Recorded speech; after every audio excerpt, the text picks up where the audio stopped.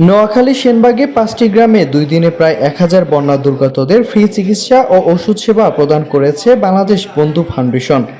এর ভেতর খাজুরিয়া আছিরা খাতুন উচ্চ বিদ্যালয়ে 5 শতাধিক বন্যা কবলিত মানুষদেরকে জরুরি স্বাস্থ্যসেবা প্রদান করা হয়। এখন বন্ধু ফাউন্ডেশন আমাদেরকে বিনামূল্যে চিকিৎসা সেবা প্রদান করতেছে, কোনো টাকা পয়সা লাগতেছে না। নোয়াখালী সেনবাগে 5টি স্থানে বন্যা দুর্গতদের ফ্রিতে চিকিৎসা সেবা এবং ফ্রি ওষুধ সেবা দিচ্ছে বাংলাদেশ বন্ধু ফাউন্ডেশন।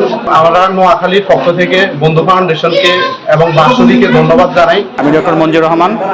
আমরা ঢাকা থেকে বাংলাদেশ বন্ধু ফাউন্ডেশনের মাধ্যমে নোয়াখালীর একটা বেশ দুর্গত এলাকা, যেখানে বন্যাপূর্ব অঞ্চলে আসছি। এখানে আমরা ফ্রি ক্যাম্পিং করার জন্য আমরা এখানে আসার পর আমরা আমাদের মেডিকেল টিমের 4জন ডক্টর সহ আমরা ওষুধ সহ আসছি।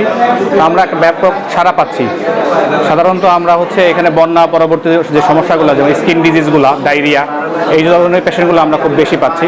সবচেয়ে বেশি সমস্যা হচ্ছে মানুষ দূরে কোথাও যেতে পারতেছে না। বাচ্চা রোগীগুলো সবচেয়ে বেশি আসতেছে, যারা ডায়রিয়া এবং স্কিনের সমস্যা নিয়ে বেশি আসতেছে।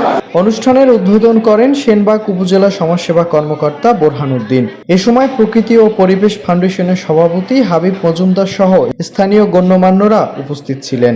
আছিরা খাতুন উচ্চ বিদ্যালয়ে প্রায় 50টা ফ্যামিলি পানিবদ্ধ। আমাদের খাজুরিয়া বাজারে তিনটা ডাক্তার ছিল। এই 3টা ডাক্তার সম্ভব হয় না এদেরকে ট্রিটমেন্ট দেওয়া, ওষুধ দেওয়া, কিন্তু বন্যার কারণে মানুষ বাইরে যেতে পারে নাই।